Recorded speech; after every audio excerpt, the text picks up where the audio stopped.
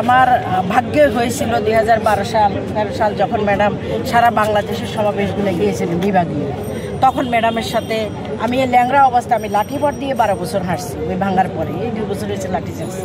তারপরে আমি দেখছি মানে গ্রামের মানুষ রাতের 2টা 2:30টাও বেজে গেছে, আমি দেখছি নীলপামারি থেকে শুরু করে আসার সময় এরকম বড় বড় গাছের মধ্যে ঝুলে ঝুলে মানুষ। ম্যাডাম গাড়ি থামাইয়া ওনাদের সাথে কিন্তু উনি হাত নাড়াইছে, উনি গাড়ি ব্রেক করে ফেলছে।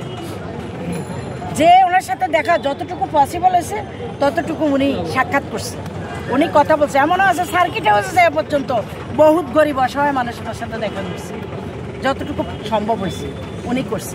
উনি যারাই দেখছে জড়াইয়া ধরছে, কথা বলছে।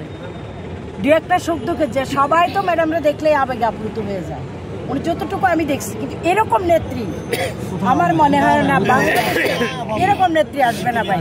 ওনার কাছে আপনারা রোহিঙ্গা ক্যাম্পের কথা মনে আছে আপনাদের? ছোট্ট একটা শিশুর কথা। আমরা যখন রোহিঙ্গা ক্যাম্পে গেছিলাম ম্যাডামের সাথে, আমরা দেখছি ছোট বাচ্চাটা, সে দুধের শিশু। এটা আমার মনে হলে এখন আমার গায়ের লোম দাঁড়াইয়া যায়। সে তার মায়ের কোলেতে লাফ দিয়া ওনার কোলে চলে আসছে, আজ জানা সে একটা দুধের শিশু। সে কি বুঝে? 7 মাস না 8 মাস 9 মাস বয়স হবে মনে হয় এরকম। এই ছবি এখন আমাদের কাছে আছে। উনি সেই খালেদা জিয়া, জনগণের খালেদা জিয়া। উনি বিএনপির খালেদা জিয়া একার না, উনি আপামর জনতার খালেদা জিয়া।